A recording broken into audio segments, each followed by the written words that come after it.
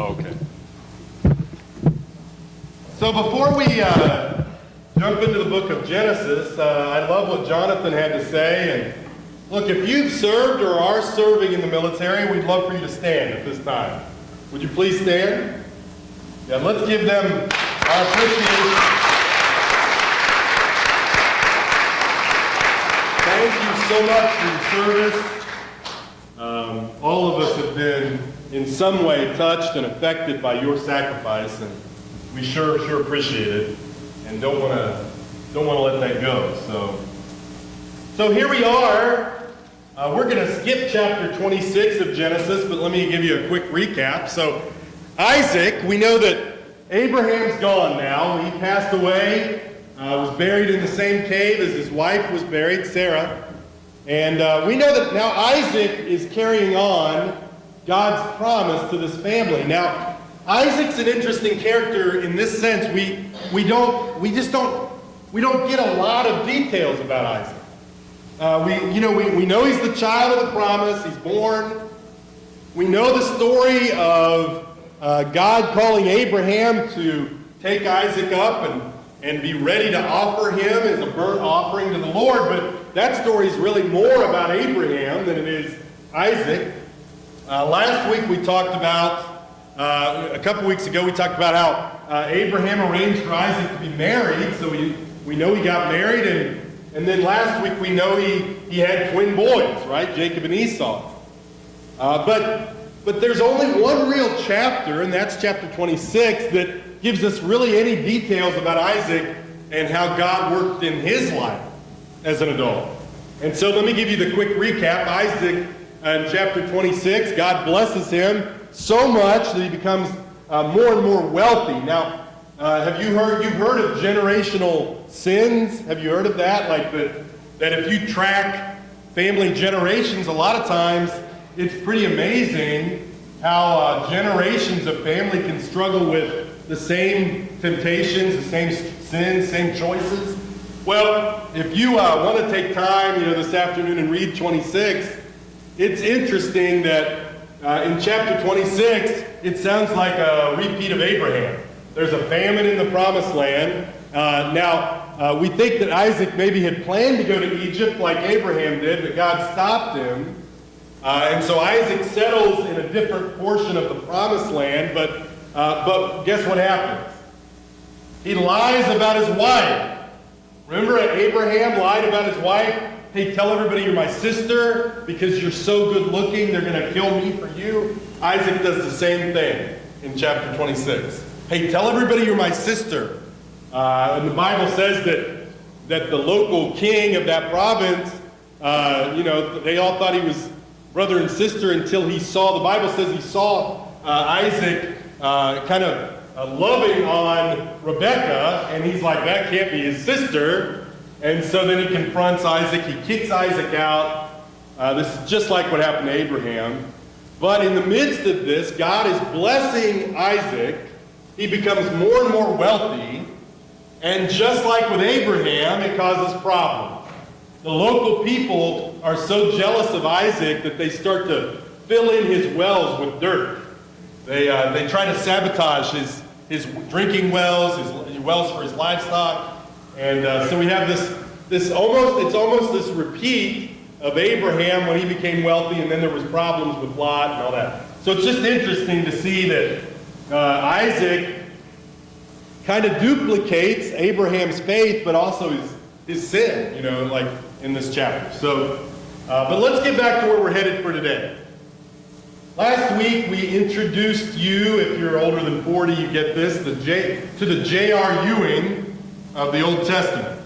If you're younger than 40, I have no idea what reference to make for you. So we introduced Jacob as this conniving, manipulative brother. Remember last week he takes advantage of his twin brother Esau, who is really hungry after a hunt, and he tricks Esau out of Esau's birthright as the firstborn son. And if you remember, that was a big deal because in this culture, the firstborn son, when the father dies, gets a double portion of the inheritance. along with some other responsibilities. But in other words, he tricks Esau out of his inheritance, basically, or at least a big portion of it. And we know that Jacob is this, he's his mother's favorite, he's his mom's favorite homebody. Esau is out hunting and fishing. He's a man of the outdoors, and Jacob is at home. He likes to stay around his mother. He's more passive, but he is deceitful. And we know that as we look at that, we think, okay, but man, it's so hard to wrap our minds around the fact that God, when Jacob and Esau are born, God tells their mother, Rebekah, that Esau, the older one, will serve Jacob, the younger one. And that's hard to understand, first of all, from a human perspective, because, from the cultural perspective, because in that culture, the firstborn son was a big deal. So the idea that the younger one would, or the older one would serve the younger was way out of bounds culturally. But it's also hard for us because at this point we don't really like Jacob, or at least I don't really like Jacob at this point. He's difficult to like. He's got problems with everybody. We know he's had problems with his brother. We know that he doesn't have a great relationship with his father Isaac, at least not the same as Esau has with Isaac. And we don't like that Jacob is this passive-aggressive trickster who manipulated his way into the inheritance. And yet, we can't deny that God's hand is on Jacob. That God is going to work his promise to Abraham through Jacob. So we have to somehow work through that. Now, up to this point in Genesis, it's been pretty epic. Like up to this point in the book, there's a lot of epic stories. We've had, the creation of the world. We've had the fall of mankind. We've had the Tower of Babel. These big stories. The flood narrative. The destruction of the world. We've had the destruction of entire cities. Everything's been big up to this point in Genesis. But from here to the rest of the book, the lessons are a lot more personal. They're smaller in nature, more personable, but also in many ways more applicable. And I'm going to tell you this, of course we've seen this up to this point too, but as we move through the rest of Genesis, you're going to see a lot of dysfunction. A lot of lying, a lot of cheating, a lot of conniving, murder, rape, you name it. The rest of Genesis, on even a more personal level, is we just see the depravity of mankind on a personal level instead of a bigger picture level. And one thing that I think we need to notice as we begin this last part of Genesis is, I want you to understand this: we cannot find eternal hope in our eternal life or our earthly life. You can't find eternal hope in our earthly jobs or even our earthly families. And you're going to see that as we press into this dysfunctional family that God is working through. Hope, listen, hope can only be found by looking to God. And yet many people, even Christians, I think all of us at some point are tempted to try to find our value and our hope through the members of our earthly family or through our dynamics of our earthly home. And look, it's awesome to love family. Look, there's no question that the love of an earthly family is important, it's essential. God instituted it. But you can't find your eternal hope there. That point was driven home to me as I kind of lived through the loss of my parents. My father, back in 2006, as he kind of fought against cancer and lost that battle eventually. And then my mother more recently. And I began to think, because growing up, I found a lot of stability in my earthly family.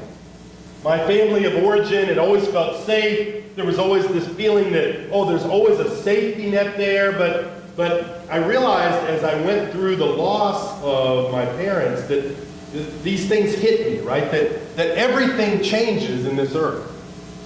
Families change. Circumstances change. Anything on this earth can change. And so we can't put our hope there. And as we navigate through this last stretch of Genesis, we're going to see that in Technicolor. We're going to see families that God is working in, but are just totally dysfunctional. We will see this roller coaster nature of life as we go through it. But the key point in all that is to realize that even though life can be a roller coaster, God never changes. The story of Jacob and Esau usher us into this personal look at the depravity of mankind. And there are lessons to be found there. But before we get into 27, I want to look at the last two verses here of chapter 26, because it reminds us that Esau is just pretty flippant about the things of God. He's not spiritually very serious here. Verse 34, it says, at the age of 40, Esau married two Hittite wives, Judith, the daughter of Beeri, and Basemath, the daughter of Elon. And I only read you that for this reason. These were foreign women. The very thing, if you remember, that Abraham set out to prevent when finding a wife for Isaac. You remember that? Remember his servant's like, well, hey, yeah, I know you want me to find Isaac a wife from your line, but what if a woman won't go with me? Can I just have him marry somebody? And Abraham's like, no way! God made it clear that they were supposed to keep this line of Abraham pure. But what we see here in the last part of 26 is Esau doesn't really care. You know, this is the same Esau that flippantly sold his inheritance as the firstborn, this blessing from God that he had as the firstborn, for a bowl of soup. And so now we see Esau also doesn't care about this idea of keeping the line pure. He just marries the local women, which drove his parents crazy, by the way. If Esau had a theme song, it would have been I Did It My Way by Frank Sinatra. Right? So as we get into Genesis 27, we're going to get a glimpse of what happens when we take our eyes off of God and put them on the things of this earth. Either on each other. Okay, am I hearing voices? Okay, I thought maybe it was me. But everybody heard that? Okay, I feel better. Anyway, because sometimes that happens, you know. But we want to catch a glimpse here. What happens when we quit looking to God to lead us and we start to look at it from our own perspective, and we start to look at the things of this earth? So here we go. Let's jump into chapter 27. And this is the story of our next story of Jacob and Esau. One day when Isaac was old and turning blind, he called for Esau, his older son, and said, "My son?" "Yes, father," Esau replied. Isaac says, "I'm an old man now, and I don't know when I may die." Ironically, he lives several more years, but he thinks he's maybe close to the end here. And so he tells Esau, "Take your bow and a quiver full of arrows and go out into the open country to hunt some wild game for me. Prepare my favorite dish and bring it here for me to eat. And then I will pronounce the blessing that belongs to you, my firstborn son, before I die." Let me stop there real quick. So the blessing is different from the birthright. The birthright was this really official rights and privileges of the firstborn, and it included the inheritance. The blessing is this kind of, it's hard to quantify. It was this blessing that a father gave when he knew he was towards the end of his life. There's nothing legal really about the blessing, but there is something about the blessing that is ultra important and that God kind of honored, because after they gave the blessing, God kind of worked through that blessing. So even though it's not the same as the birthright, it is now the next best thing to the birthright, basically, for Esau. So he tells him to go out and hunt. Rebekah overheard what Isaac had said to his son Esau. Kind of reminds us of Sarah in the tent. Remember when she's kind of overhearing the angels and Abraham? So she's eavesdropping. And when Esau left to hunt for the wild game, she said to her son Jacob, listen, I overheard your father say to Esau, bring me some wild game and prepare me a delicious meal, and I'll bless you in the Lord's presence before I die. Now, my son, listen to me. Do exactly as I tell you. Go out to the flocks and bring me 2 fine young goats. That's those are fine young goats right there. And she says, I'll use them to prepare your father's favorite dish. And then take the food to your father so he can eat it and bless you before he dies. In other words, instead of Esau. Look, Jacob replied to Rebekah, come on now, my brother Esau he's a hairy man. And my skin is smooth. I use nair. Right? I don't know. Do people even use nair anymore? What if my father touches me? Because remember, he's blind, so he's probably expecting that, right? He'll see that I'm trying to trick him, and then he'll curse me instead of blessing him. His mother replied, then let the curse fall on me, my son. Just do what I tell you. Go out and get the goats for me. So Jacob went out. He got the young goats for his mother. Rebekah took them and prepared a delicious meal just the way Isaac liked it. And she took Esau's favorite clothes, which were there in the house, and gave them to her younger son Jacob. And she covered his arms and the smooth part of his neck with the skin of the young goats. And then she gave Jacob the delicious meal, including freshly baked bread. So Jacob took the food to his father. My father, would he disguise his voice? My father, trying to sound more manly. He said, yes, my son, Isaac answered. Wait, who are you, Esau or Jacob? Jacob replied. Now he's lying to his blind father. Well, it's Esau, your firstborn son. I've done as you told me. Here's the wild game. Now sit up and eat it so you can give me your blessing. Isaac's not an idiot, right? He's like, well, wait. How did you find it so quickly, my son? The Lord. And then he lied. This is a big lie from Jacob, right? Now, he's not just lied to his father. Now he's using the Lord in his lie. Well, the Lord your God put it in my path, Jacob replied. And Isaac said to Jacob, whoa. Come closer so I can touch you and make sure you really are Esau. So Jacob went closer to his father, and Isaac touched him. And Isaac says this, well, the voice is Jacob, so he didn't disguise it real well. But the hands are Esau. But he did not recognize Jacob because Jacob's hands felt hairy, just like Esau. So Isaac prepared to bless Jacob. But then he asked one more time, but whoa, are you really my son Esau? So now this is 4 times Jacob really presses into this lie. Yes, I am, Jacob replied, as his nose continues to grow.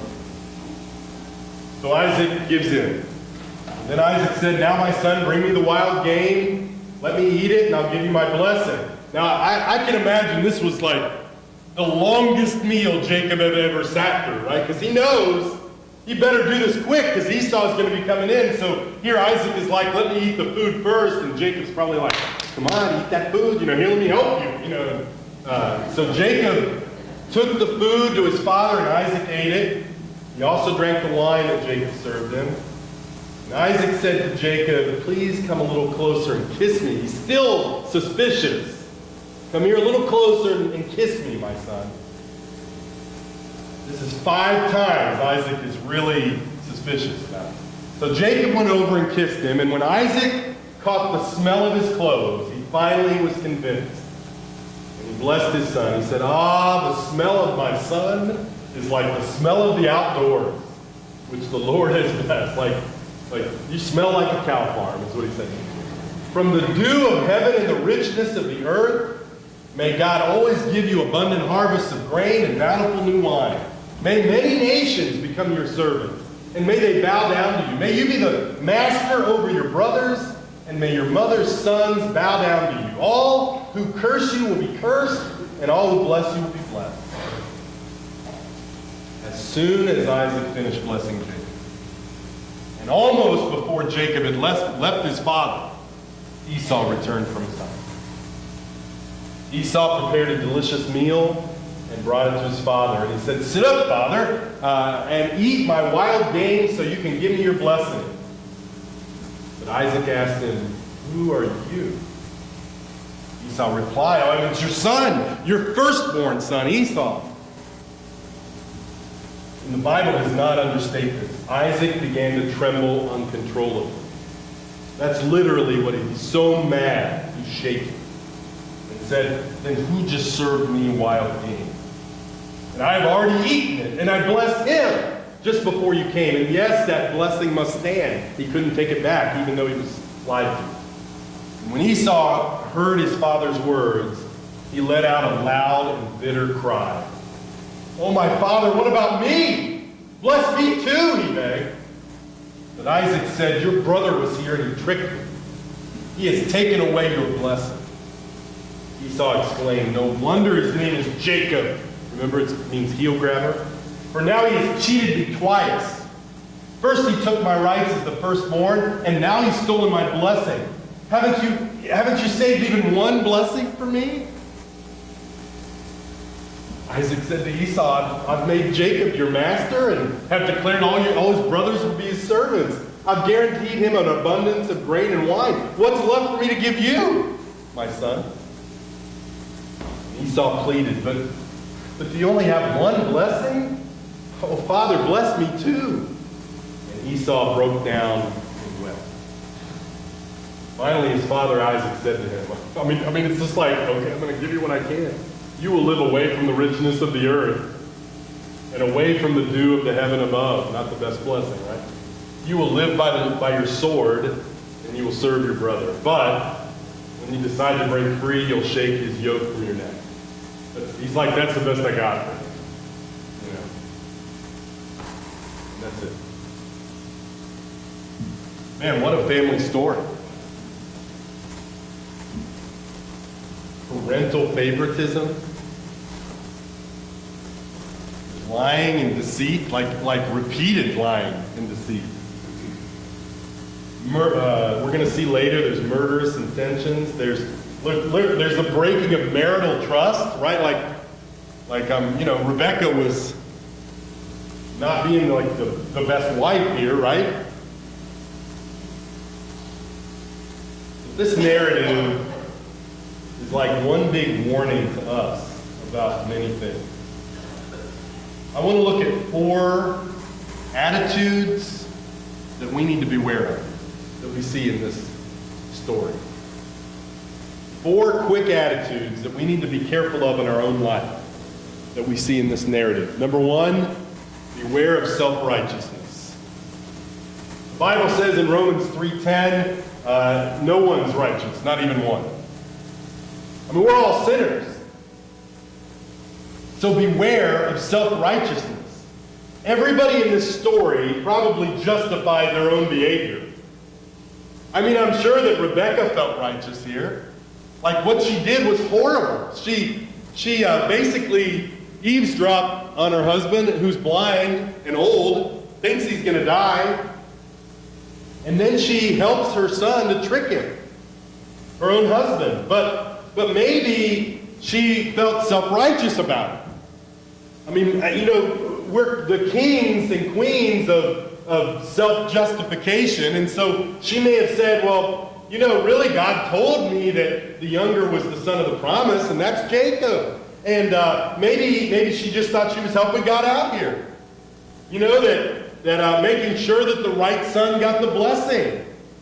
And so she probably felt pretty self-righteous about her lying and deceit. The lengths that she went to trick her husband, she probably was like, well, if confronted, she would have been like, well, God told me it was Jacob anyway. And so she probably felt pretty self-righteous. Isaac maybe felt justified too. I mean, if you talk to Isaac, he may have been like, well, I know what God told you, Rebecca, but who's the child of the promise, huh? this guy, right? I'm the one that God said he's going to work through. And so shouldn't I be able to make this decision? I mean, Jacob already has Esau's birthright. Why can't I give my son the blessing, my oldest son the blessing? Now, he knew what God had told Rebekah, but he preferred Esau. And maybe he just felt bad for Esau that he had been cheated out of his birthright. He wasn't going to get the lion's share of the inheritance. And maybe he thought, hey, yeah, maybe God's going to work through Jacob, but at least, I can give my oldest son the blessing. Maybe he didn't fully believe what Rebekah had told him. Although I will say this, if Isaac felt self-righteous, he went about it the wrong way. Because the blessing ceremony was very public. This was a big deal. And so typically they would call in the whole family and all the servants so everybody could witness the blessing. But he was doing it in secret. He was just going to secretly bless Esau. And so it tells us a little that maybe he didn't fully feel so self-righteous, right? Esau may have felt self-righteous, although I don't know how. He was the oldest, and maybe he thought, hey, I got cheated before, I deserve the blessing. And then Jacob probably felt entitled. I mean, his mother coddled him, and so he probably felt entitled to the blessing. Hey, well, I am Jacob. I'm Mom's favorite. In fact, Jacob's only hesitation in this story, he never says something like, oh, mother, I could never do such a thing to my brother and my blind old father. He says, whoa, how can I not get caught? Like I'm at risk here. His only concern is getting caught or not. He didn't care that he was tricking his 137-year-old father who was blind. He just cared about whether he was caught or not. But here's the thing. As humans, we justify when we want something. Beware of that. Beware of self-righteousness. Don't get too full of yourself. Don't get too caught up in your own press, right? Even when we do the right thing, we should be humble about our motives. I knew a guy once who had committed a crime in his youth, but God worked in the midst of that. Like he had paid his penance for it, and God really worked in his life, rose him back up, and began to use him again in all kinds of ways, including different ministries.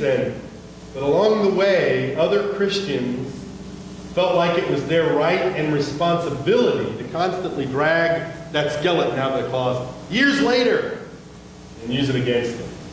And I'm sure that they felt righteous about that. But beware of self-righteousness. Beware of harshly criticizing others, especially when we all know that we don't have everything in order in our own lives. Especially if you don't know the whole story. Be careful of criticizing harshly. Beware of believing that you have a right to criticize because you already have it all together. Beware of taking matters into your own hands in a prideful way. Well, if I don't do it, nobody will. Beware of that. Now, of course, we must stand for truth, for God's truth, and for holiness. But before we become too self-righteous and accusatory or critical, we need to make sure that we go to God first in humility. Beware of self-righteousness, but also beware of pragmatism. Beware of being so, looking at things from such a human, a practical standpoint and a human perspective that you don't keep the spiritual part of it in mind. Beware of pragmatism. Beware of the idea that the end justifies the means.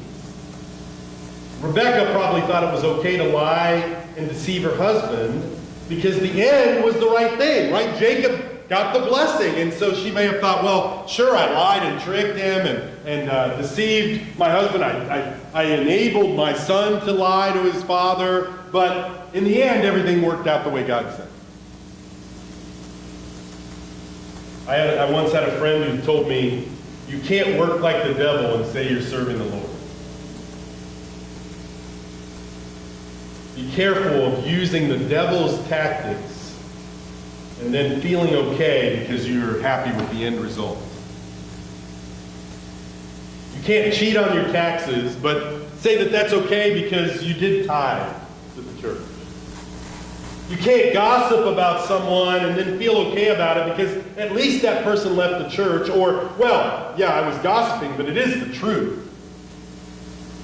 Still gossip. You can't treat someone harshly and without love, but feel okay about it because you were confronting sin. We're still called to do it lovingly. We should never water down the gospel because it's okay because more people come to church. It's not okay for us to sin or act immorally or handle things in a way that God would not approve of just because we believe the end result is worth it. And you must constantly be careful of that. Beware of pragmatism. Third, beware of manipulation. Even if your motives are good, manipulating other people almost always results in destroyed relationships. I mean, look at Rebecca here. Rebecca got the job done. She made sure that the right son was blessed, the one that God told her should be blessed. But in the midst of it, she did it through manipulation, and she ruined every relationship she had. Right? I mean, how could Isaac ever trust her again? Isaac didn't die here. He goes on to live, I think 20 more years. So that would be an awkward dinner conversation. Like, she's like, you were supposed to die, right? You know, they're like, for 20 years, he's like, you know, not trusting her because of what she did here. So she damages her marital trust. I mean, Esau obviously felt hurt and betrayed. She lost her relationship with that son. I mean, look what we have here in verses 41 to 45. From that time on, this is right after the event, Esau hated Jacob because their father had given Jacob the blessing, and Esau began to scheme. I'll soon be mourning my father's death, and then I will kill my brother Jacob. Rebecca heard about Esau's plan. Rebecca's everywhere, right? I mean, she hears everything. So Rebecca heard about Esau's plan, so she sent for Jacob and told him, listen, Esau is consoling himself by plotting to kill you. So listen carefully, my son. Get ready and flee to my brother Laban in Haran. Stay there with him until your brother cools off. And when he calms down and forgets what you've done to him, I'll send for you to come back. Why should I, and this is the important part, why should I lose both of you in one day? She knew she had lost Esau. But guess what? She even lost her relationship with Jacob. She never sees Jacob again. She thinks it's going to be temporary and quick. But she sends him away, and to my knowledge, she never sees him again. So her manipulation in this story resulted in damaged relationships all around her. Of course, Jacob's willingness to manipulate destroyed his relationship with his brother and probably his father, and then he was forced to live away from his family for 20 years. Listen to me. Beware of manipulation. Maybe you manipulate your spouse to get what you want. You know their buttons? But listen, even if you can do that, even if you get what you want, manipulation damages that relationship. It causes resentment, anger, bitterness. People don't trust you. If you get a reputation as a manipulator, people aren't going to trust you. I've heard people along the way brag about how manipulative they are, how much they have someone in particular wrapped around their finger, how capable they are of getting things done through guilt or cleverness or charm. But is that loving? No. Real love, agape love, is putting the other person's spiritual needs first, thinking of their needs ahead of your own. Manipulation destroys relationships, even if you get what you want. Beware of manipulation. And finally, beware of taking control. Let me ask you this. Did God need Rebekah and Jacob to lie and manipulate in order for Isaac to bless Jacob? No. God is in charge. He didn't need Rebekah to help him. He didn't need Rebekah to lie and cover her son with goat hair in order to fulfill that promise. God could carry out his plans without us jumping in and taking control, let me tell you. I mean, do you really believe that unless Rebekah took charge, God couldn't have blessed Jacob? That's ridiculous. I mean, even if Isaac would have been successful and blessed Esau, God would have found out a way to make sure that the promise still went through Jacob. The lesson is this: whenever you feel impatient and you're not sure God is acting fast enough, run from the urge to take charge and to help God along with his promises. Beware of the idea that, wait, you better take control because circumstances just aren't going the way you think God would do things. If you have to force things to happen, you're most likely doing it in your own effort and not the power of God. And isn't that a pretty small view of God? Well, I better help God out because things are getting a little out of hand. Or Rebekah might have said, whoa, I better give God a hand because, he told me Jacob was to fulfill the promise, but I just heard Esau in the next room. He's about to bless Esau. I better jump in and make sure God gets the job done. Ridiculous. Even if Isaac would have blessed Esau, God would have made a way. God doesn't need us to take control to make sure things go the right way. Now, let me clarify this. When God calls us to do something, we do it. And he works through us, of course. But we should never jump ahead on our own because we don't think God is moving fast enough. We do it all the time in churches, right? We better take charge because God just isn't moving fast enough for Northside. And we also do it in our own lives because we don't like to wait. Beware of taking control. Let me leave you with a principle that I think is really important. Key principle here. So the key principle is a big me equals a small God. A big me, if you think you have to jump in and take charge, that's a small view of God. I mean, if you have to do it, if you have to manipulate everything to make sure things come out right, God's not really powerful, is he? He's a pretty small God and limited in what he can do. The opposite is also true. A big God equals a small me. I'm just a part of the journey. I'm just a vessel for God to use. But God is the one who's going to get things done. And I'm going to obey, and I'm going to be there for him, and when he calls, we'll be ready for action, but it's not about me. It's about God. Big me equals small God. Big God equals small me, and it's hard to have both. So this morning, this story gives us some warnings about how to handle life. It's pretty dysfunctional. Beware of self-righteousness. Be humble when you approach anything. Beware of pragmatism. In other words, beware of doing things to make sure the end justifies the means, right? In other words, don't work in a way that God wouldn't approve of just to get to the right end in mind. Third, beware of manipulation. Look, if you're a manipulator, you need to look in the mirror because you're going to damage your relationships. You just will. And you may get your way for years, but eventually that's going to erode away the trust in your relationships. And finally, beware of taking control. Be ready to act when God calls, but try not to take things out of God's hands and put them in your own. All of these things are warnings as we move into a very personally dysfunctional part of Genesis. Let's pray. Father, we're just like this family so many times. And we look at it's so clear when we read these stories of how dysfunctional they are. Lord, make us more aware of when we're behaving the same way. And so this morning, Father, I pray that you'll help us to be more faithful to you, more patient in waiting on you to act, Father, rather than taking charge. And Father, God, confront us when we use manipulation to get our way. God, help us to remember that our relationship with you and with others is more important than getting our way.